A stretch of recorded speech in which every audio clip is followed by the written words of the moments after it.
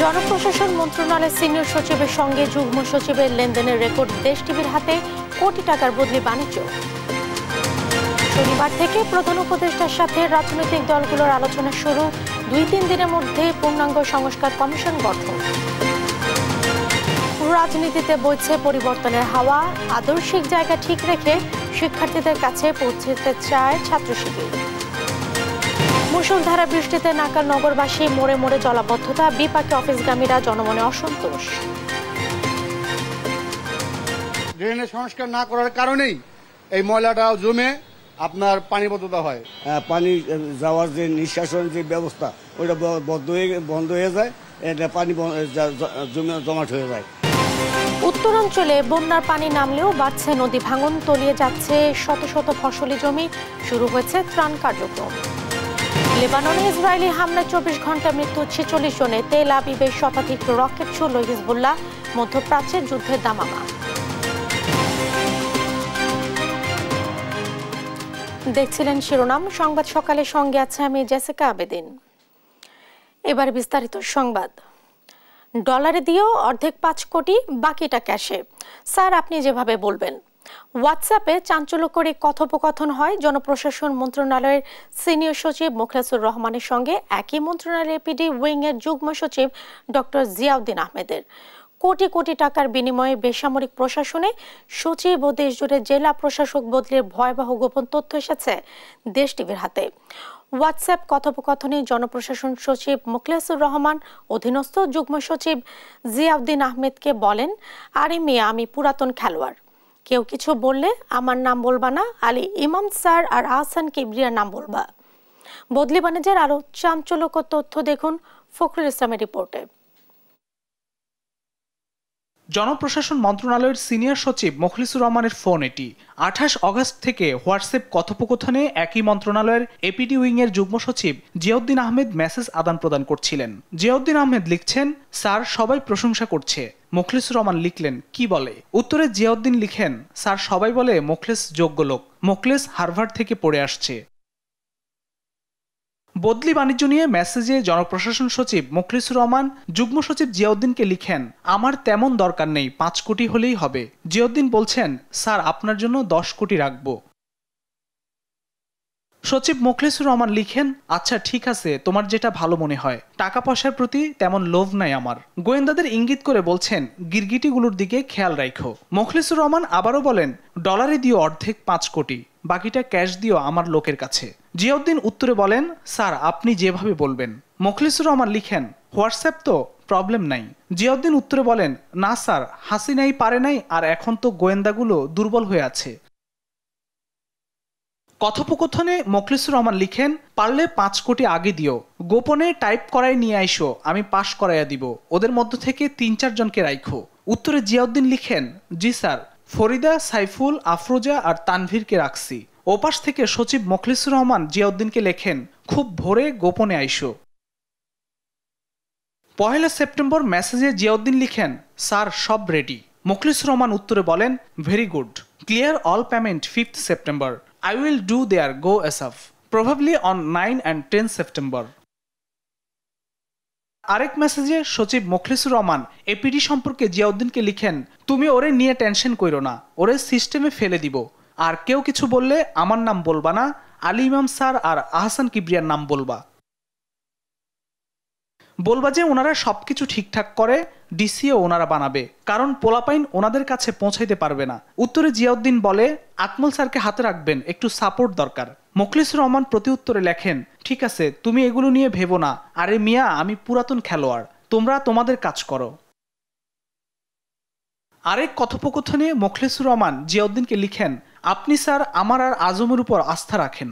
জিয়াউদ্দিন সচিব মোখলেসুর রহমানকে মেসেজে বলে, স্যার প্রতিবেশীরা 50-52টা চায়, ওদের এটা দিতে হবে, নইলে ঝামেলা হবে। ওরা 200 দিবে। ওরা তো জানতে চাইছে এটা কোথায় নিবেন, সিঙ্গাপুর নাকি থাইল্যান্ডে নিবেন, মুড অফ পেমেন্ট কি হবে। উত্তরে মোখলেসুর রহমান বলেন, তুমি আর আজম ঠিক করে নাও। চাঞ্চল্যকর এই কথোপকথনের সত্যতার বিষয়ে ফোনে জনপ্রশাসন সচিব মোখলেসুর রহমানের সাথে যোগাযোগের চেষ্টা করেও পাওয়া যায়নি।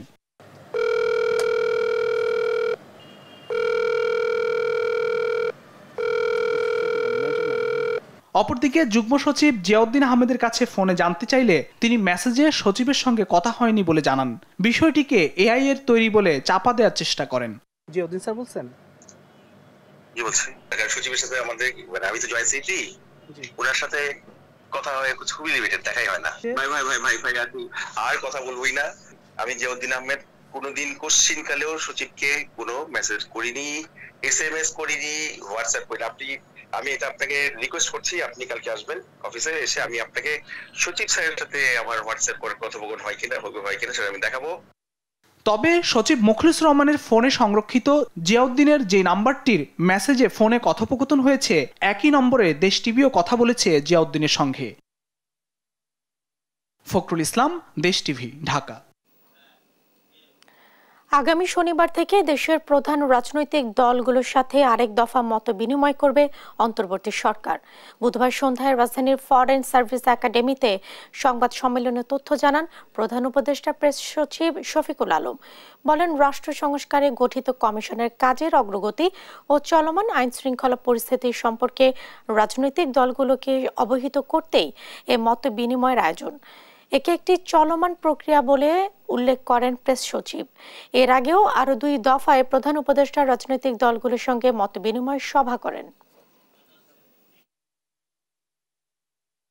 8 অগাস্ট এই ইন্টারিম গভর্নমেন্ট ফর্মেশন হওয়ার পরের থেকে 2 দফা রাজনৈতিক দলগুলোর সাথে কাউন্সিল অফ অ্যাডভাইজারের মিটিং হয়েছে এবং এইটারই চলমান প্রক্রিয়ায় এই শনিবার থেকে আবার নতুন দফা আলোচনা শুরু হবে, যে 2-3 দিনের মধ্যে এই কমিশনগুলো ফর্ম হবে ফুললি।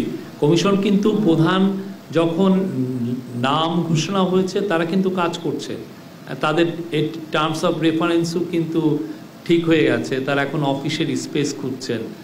এখন যেটা হচ্ছে যে কিছু নাম যারা মেম্বার হবে ওই কমিশনগুলোর, তাদের নিয়ে 2-1টা সম্মতি চাওয়া হচ্ছে। দেশের রাজনীতিতে বইছে পরিবর্তনের হাওয়া।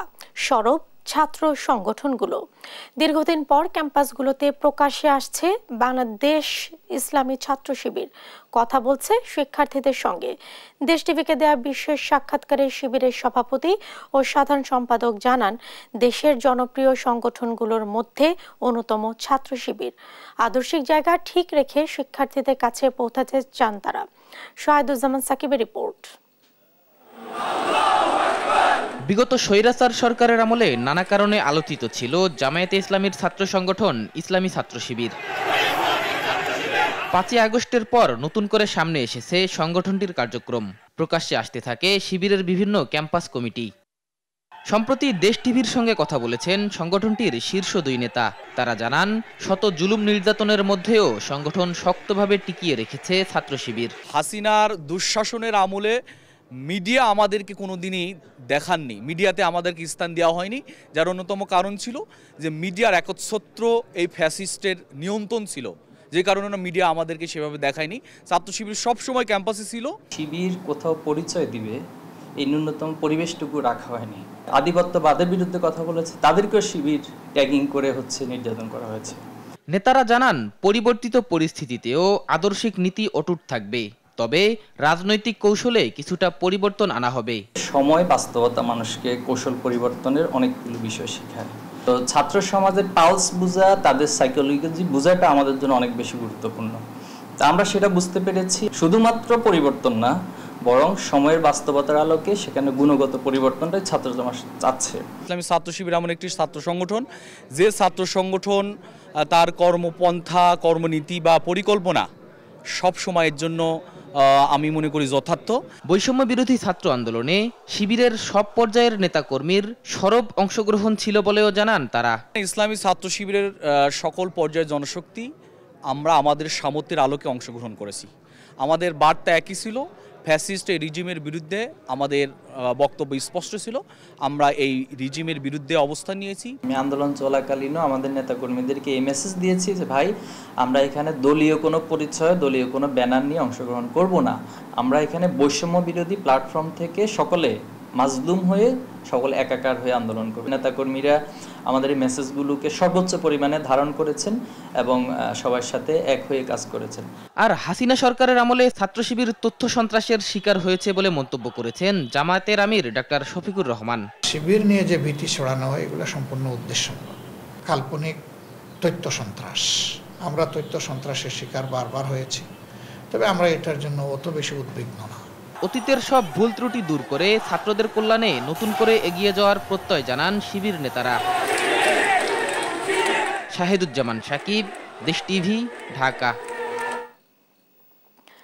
মুষলধারার বৃষ্টিতে নাকাল নগরবাসী, মোড়ে মোড়ে এখনো জলাবদ্ধতা। বৃহস্পতিবার সকাল 7:30 পর্যন্ত বৃষ্টি হয়। বৃষ্টিতে ঢাকার শান্তিনগর, মালিবাগ, মৌচাক, রাজারবাগ, পল্টন, মতিঝিল কলোনি ও ফকিরাপুলের অনেক রাস্তায় পানি জমে যায়। সকাল 7:30 পর্যন্ত এসব রাস্তায় কোথাও হাঁটু পানি, কোথাও কোমর পানি পর্যন্ত দেখা গেছে। এতে বিভিন্ন প্রয়োজনে যারা রাস্তায় বের হয়েছেন তাদের ভোগান্তি বেড়েছে। বিশেষ করে ভোগান্তি বেশি পোহাতে হয়েছে অফিসগামী ও স্কুলগামীদের। আবহাওয়া অধিদপ্তর জানিয়েছে, শনিবার পর্যন্ত দেশের বিভিন্ন স্থানে বৃষ্টি হতে পারে। এ সময় কোথাও কোথাও ভারী বৃষ্টির সম্ভাবনা রয়েছে।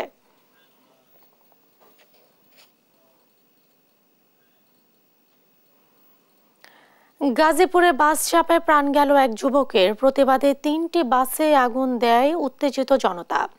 বুধবার রাতে ঢাকা ময়মনসিংহ মহাসড়কে বলাকা বাসের চাপে একটি মোটরসাইকেল আরোহী যুবকের মৃত্যু হয়।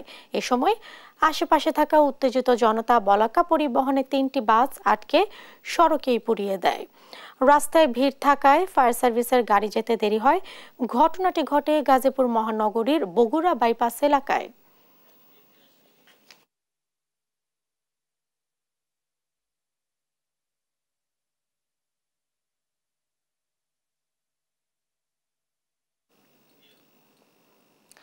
সরকারি চাকুরিতে প্রবেশের বয়সসীমা 35 করার বিষয়ে যৌক্তিক সমাধানের আশ্বাস দিয়েছেন এই সংক্রান্ত কমিটির প্রধান আব্দুল মুঈদ চৌধুরী। জানান, চূড়ান্ত সিদ্ধান্ত নিতে প্রয়োজন আরও পর্যালোচনা। আর আন্দোলনকারীরা বলছেন, কমিটির প্রতিবেদনের আলোকে পরবর্তী পদক্ষেপ নেওয়া হবে। নাফিয়া ফারজানা জানাচ্ছেন বাকিটা।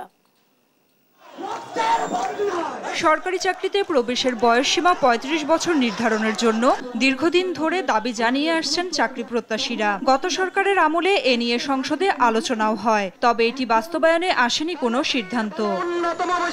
এমন প্রেক্ষাপটে চাকরিতে প্রবেশের বয়সসীমা 35 প্রত্যাশীদের সঙ্গে সচিবালয়ে বৈঠক করেন সরকারি চাকরিতে আবেদনের বয়সসীমা নির্ধারণে গঠিত কমিটির প্রধান আব্দুল মুঈদ চৌধুরী।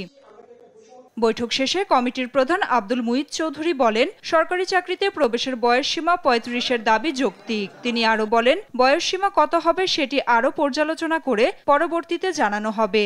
আমরা সার্বিক পরিস্থিতির আলোকে সরকারের বর্তমান নীতিমালা, সরকারের ভবিষ্যৎ কর্মপন্থা সবকিছু চিন্তা করে আমরা এই ব্যাপারে একটা সিদ্ধান্ত নেব। কিন্তু এই মুহূর্তে আজকে আমার পক্ষে বলা সম্ভব না।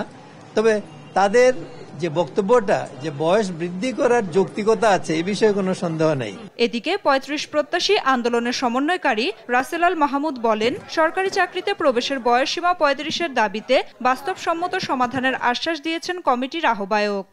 আন্তর্জাতিক মানদণ্ড অনুযায়ী যৌক্তিকতার সাপেক্ষে বাংলাদেশের চাকরিতে আবেদনের বয়সসীমা ন্যূনতম 35 এবং শর্ত সাপেক্ষে উন্মুক্ত। আগামী 7 কার্য দিবসের মধ্যে একটি চমৎকার বৈষম্যহীন বাংলাদেশ গড়ে তোলার জন্য একটি প্রতিবেদন প্রকাশ করবে। বিষয়টির যৌক্তিক সমাধানের আশাবাদী তিনি। আশা, শর্ত সাপেক্ষে বিভিন্ন ক্ষেত্রে উন্মুক্ত থাকবে চাকরিতে প্রবেশের বয়সসীমা। নাফিয়া ফারজানা, দেশ টিভি, ঢাকা। ছাত্র জনতার আন্দোলনের সময়ে হেলিকপ্টার থেকে গুলি করা হয়নি বলে দাবি র্যাবের মুখপাত্র মুনিম ফেরদৌসের।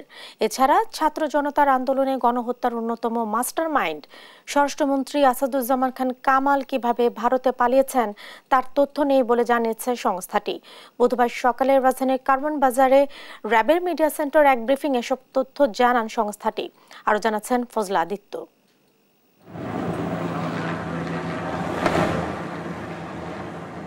বৈষম্য বিরোধী ছাত্র আন্দোলনের সময় র্যাবের হেলিকপ্টার থেকে এভাবেই ছাত্র জনতার উপর হামলা করতে দেখা যায়।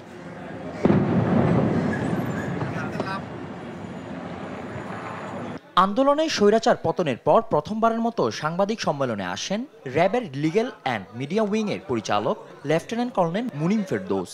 দাবি করেন আন্দোলনের সময় হেলিকপ্টার থেকে টিয়ারশেল ও সাউন্ড গ্রেনেড নিক্ষেপ করা হয়েছে, গুলি নয়। আমরা হেলিকপ্টার থেকে শুধুমাত্র টিয়ারশেল এবং সাউন্ড গ্রেনেড নিক্ষেপ করেছি এবং এই বিষয়টিকে পর্যালোচনা করার জন্য আমাদের র্যাব হেডকোয়ার্টার থেকেও বিভিন্ন ধরনের কার্যক্রম গ্রহণ করা হয়েছে। তার মাধ্যমেই কিন্তু আমরা নিশ্চিত হয়ে আপনাদেরকে বলছি। এদিকে বৈষম্য বিরোধী ছাত্র আন্দোলনে তোপের মুখে দেশ পালায়ন করেন সাবেক প্রধানমন্ত্রী শেখ হাসিনা। তারপর থেকে গা ঢাকা দেয় আওয়ামী লীগ সরকারের শীর্ষ পর্যায়ের নেতারা। তারা কোথায় আছেন তা নিয়ে চলছে জল্পনা কল্পনা। এরই মাঝে আলোচনায় স্বরাষ্ট্রমন্ত্রী আসাদুজ্জামান খান কামাল, সাবেক সংসদ সদস্য অসীম কুমার উকিল, হাজী সেলিমের ছেলে সোলাইমান সেলিম। সামাজিক যোগাযোগ মাধ্যমে ছড়িয়ে পড়া একটি ভিডিওতে দেখা যায় তারা কলকাতার একটি পার্কে বসে গল্প করছেন। এ বিষয়ে সাংবাদিকদের প্রশ্নের জবাবে র্যাবের মুখপাত্র কোনো সদুত্তর দিতে পারেননি। এখানে উদাসীনতা বা গাফিলতি আমি এভাবে বলতে চাই না। আমি বলতে চাই যে আমাদের প্রতি যে দায়িত্ব ছিল, আমরা সেই দায়িত্বে বা আমাদের যে সামর্থ্য যতটুকু ছিল সেই সামর্থ্য সবটুকু দিয়ে আমরা চেষ্টা করে যাচ্ছি এবং আমাদের যে কর্মপরিধি সেই কর্মপরিধিতে আমাদের যতটুকু করা দরকার আমরা পুরোটাই করে যাচ্ছি। এছাড়া আসন্ন দুর্গাপূজায় যে কোনো ধরনের অনাকাঙ্ক্ষিত ঘটনা প্রতিরোধে বিশেষ ব্যবস্থা নেয়ার কথা জানান rapid action battalion. Fazle Aditya, দেশ টিভি, ঢাকা। বসুন্ধরা, বেক্সিমকো, এস আলম সহ 7 কোম্পানির শেয়ার ক্রয় বিক্রয়ে নিষেধাজ্ঞা চেয়েছে এনবিআর। বাকি কোম্পানিগুলো হলো ওরিয়ন, সামিট, নাসা ও নগদ। জাতীয় রাজস্ব বোর্ডের সেন্ট্রাল ইন্টেলিজেন্স সেলের মহাপরিচালক আহসান হাবিব স্বাক্ষরিত এক চিঠিতে এই নির্দেশনা চাওয়া হয়েছে। চিঠিটি যৌথ মূলধন কোম্পানি ও ফার্মগুলোর পরিদপ্তরে পাঠানো হয়েছে। তদন্ত অনুযায়ী এসব কোম্পানির বিরুদ্ধে কর ফাঁকির অভিযোগ সহ আর্থিক অনিয়মের বিষয়ে গুরুতর অভিযোগ রয়েছে। এ কারণে এসব কোম্পানির শেয়ার হস্তান্তর স্থগিত চেয়ে আবেদন করা হয়েছে। পোশাক খাতের সবশেষ পরিস্থিতি জানাতে সাভার ও গাজীপুর থেকে সরাসরি যুক্ত হচ্ছেন সহকর্মী শাহিনুর রহমান এবং নজরুল ইসলাম। শুরুতে আমরা চলে যাচ্ছি সহকর্মী শাহিনুরের কাছে। শাহিনুর, কত শতাংশ কারখানায় উৎপাদন স্বাভাবিক রয়েছে? আবারও শ্রমিকদের বিক্ষোভ কর্মসূচি রয়েছে কিনা? শ্রমিকদের সাথে নিশ্চয়ই আপনাদের কথা হয়েছে, কি বলছেন তারা? আপনাকে ধন্যবাদ। আমি কিন্তু এই মুহূর্তে আসলের শিল্প অঞ্চল আপনাদেরকে যদি জানিয়ে রাখি যে সকাল থেকে কিন্তু আমরা দেখেছি যে শ্রমিকরা কিন্তু তারা কাজে যোগ দিয়েছে। আমরা সকাল 8টা থেকে যদি দেখতে পাই যে প্রতিটি কারখানায় কিন্তু তারা শান্তিপূর্ণভাবে আমরা দেখতে পেয়েছি যে তারা কাজে যোগ দিয়েছে এবং ইপিজেড এবং ইপিজেডের বাইরের যে প্রতিষ্ঠানগুলো পুরোপুরি উৎপাদনে ফিরেছে এমনটি কিন্তু আমরা দেখতে পেরেছি এবং এর ব্যতিক্রমও দেখেছি কয়েকটি কারখানা বন্ধ বাদে বেশিরভাগ কারখানায় কিন্তু উৎপাদনে ফিরেছে এবং সব মিলিয়ে সাভার আশুলিয়ার যে শিল্প কারখানাগুলো এগুলোর প্রধান ফটকের সামনে দেখেছি পুলিশ, র্যাব, বিজিবি এবং রাস্তা এবং সড়ক মহাসড়কেও আমরা দেখেছি যে পুলিশ, র্যাব এবং বিজিবির টহল এবং অব্যাহত আছে এবং সেই সাথে আপনাদেরকে জানিয়ে রাখি যে আমরা দেখেছি প্রত্যেকটা অলিতে গলিতে ফ্যাক্টরি যেসব কারখানা সড়কের মহাকাশে সড়কের পাশে যে ফ্যাক্টরিগুলো গড়ে উঠেছে বিশেষ করে ওইসব কারখানার সাইটে কিন্তু আমরা দেখেছি সেনাবাহিনীর টহল অব্যাহত একটু বেশি ছিল। সেই সাথে আপনাদেরকে জানিয়ে রাখি যে কোনো রকম মহাসড়কে কোনো রকম অপ্রীতিকর কোনো ঘটনার খবর আমরা আজকে পাইনি। সব মিলে বলা যায় যে সাভার আশুলিয়ায় শান্তিপূর্ণভাবে পুরো উৎপাদনে ফিরেছে, এটা বলা যেতে পারে আজকের বিষয়টা। সব মিলে যাই হোক, এই ছিল আশুলিয়া শিল্প অঞ্চল থেকে। আমরা একই খবর নিয়ে চলে যাব গাজীপুরের নজরুলের কাছে। ধন্যবাদ শাহিন আপনাকে। আপনি যেমনটা বলছিলেন, আপনিও জানেন যে গাজীপুরে কিন্তু আজকে পোশাক কারখানার যে শ্রমিক রয়েছেন তারা কিন্তু সকাল থেকেই আমরা দেখেছি উৎপাদনে ফিরেছেন এবং আপনি জানেন যে গাজীপুরে 98% পোশাক কারখানায় কিন্তু খোলা রয়েছে এবং আজকে কিন্তু গতকালকে 2-1টি বিচ্ছিন্ন ঘটনার কারণে কিন্তু বেশ কয়েকটি কারখানা বন্ধ রেখেছেন, অর্থাৎ ছুটি দিয়ে দিচ্ছেন। আজকে কিন্তু সেগুলো বন্ধ রয়েছে, অর্থাৎ 14টা কারখানার মতন বন্ধ রয়েছে। এছাড়া কিন্তু গাজীপুরের যে প্রতিটি পোশাক কারখানায় কিন্তু শ্রমিকরা সকাল থেকে সারিবদ্ধভাবে কিন্তু তারা কারখানায় যোগ দিয়েছেন এবং তারা কিন্তু উৎপাদনে অংশ নিয়েছেন। তো এই গাজীপুরের সবকটি মানে শিল্প কারখানা যে রয়েছে সে প্রতিটি শিল্প কারখানায় আমরা দেখেছি সকাল থেকে সাধারণ যে শ্রমিক রয়েছে তারা কিন্তু কাজে যোগ দেওয়ার জন্য তারা সারিবদ্ধভাবে প্রতিটি ফ্যাক্টরিতেই প্রবেশ করেছেন এবং কোথাও কিন্তু আজকে কিন্তু কোনো অপ্রীতিকর কোনো ঘটনা বা রাস্তা এখন পর্যন্ত কিন্তু আমরা সংবাদ পাইনি। এবং গাজীপুরের সবকটি উপজেলায় যে পোশাক কারখানা রয়েছে সবগুলো পোশাক কারখানায় কিন্তু পরিবেশ স্বাভাবিক রয়েছে এবং শান্তিপূর্ণভাবে কিন্তু আজকে এখন পর্যন্ত শ্রমিকরা কাজে যোগদান করেছেন এবং কাজে চালিয়ে যাচ্ছেন। তো গাজীপুরের প্রতিটি পোশাক কারখানায় আমরা দেখেছি যে শ্রমিকদের নিরাপত্তা দিতে কিন্তু আপনার বিজেপির পাশাপাশি পুলিশ এবং ইন্ডাস্ট্রিয়াল পুলিশ কিন্তু মোতায়েন রয়েছে, সেনাবাহিনীরও টহল জোরদার করা হয়েছে এবং প্রতিটি ফ্যাক্টরিতেই তাদের নিজস্ব যে নিরাপত্তা বলয় সেটি কিন্তু তৈরি করা হয়েছে। তো এভাবেই কিন্তু গাজীপুরের যে পোশাক কারখানাগুলো আছে সেগুলো কিন্তু শান্তিপূর্ণভাবেই কিন্তু এখন পর্যন্ত স্বাভাবিক রয়েছে সবগুলো পরিস্থিতি। তো আমার কাছে এই ছিল। ভোলায় যৌথ বাহিনীর অভিযানে বিপুল পরিমাণ ফেনসিডিল ও গাঁজা সহ 5 মাদক কারবারিকে আটক করা হয়েছে। গতকাল বুধবার রাত 11টার দিকে সদরের বাপ্তা পাইলট এলাকা থেকে মাদক কারবারিদের 28.5 কেজি গাঁজা, 187 বোতল ফেনসিডিল, 17 পিস ইয়াবা, একটি দেশীয় অস্ত্র এবং নগদ 32,000 টাকা সহ আটক করা হয়। রাতেই আটককৃতদের এবং জব্দকৃত মাদক ভোলা সদর মডেল থানায় হস্তান্তরের পাশাপাশি একটি মামলা দায়ের করা হয়েছে।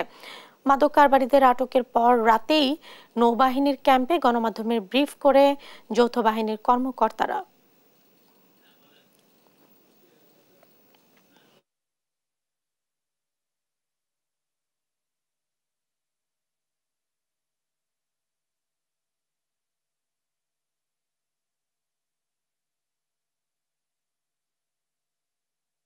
বাপ্তা পাইলট এলাকায় মাদক ব্যবসায়ী মোহাম্মদ শহীদুলের গোপন আস্তানা তল্লাশি করে 187 বোতল ফেনসিডিল, 28 কেজি 500 গ্রাম গাঁজা, 17 পিস ইয়াবা, একটি রামদা, 6টি অ্যান্ড্রয়েড মোবাইল এবং নগদ 32,080 টাকা সহ 5 জনকে আটক করা হয়।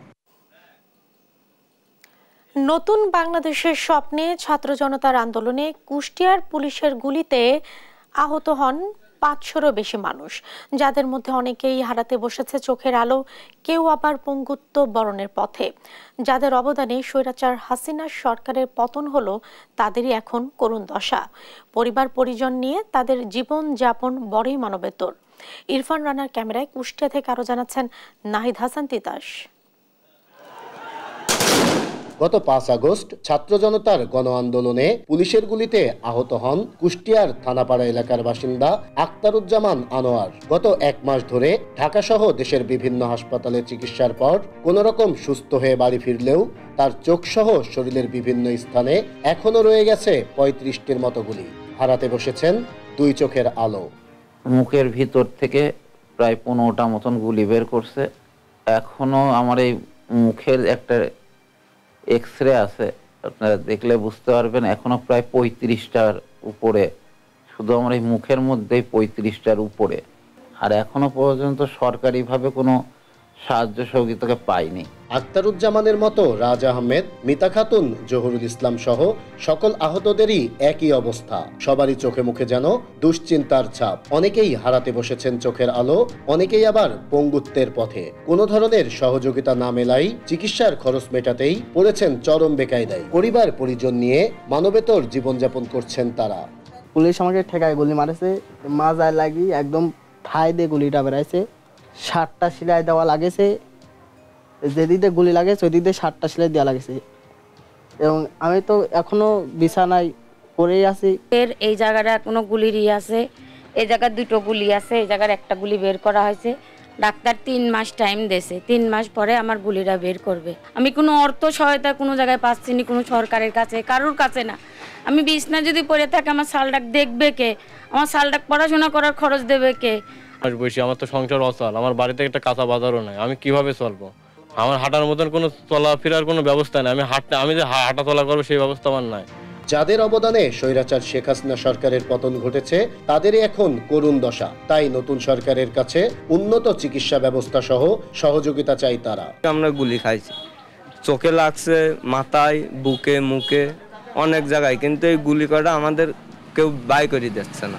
অনেক বড় দাগ, হাসপাতালে যাইতে হবে আমাদের তো সেই অর্থ নয়, আমরা দিন মজুরি।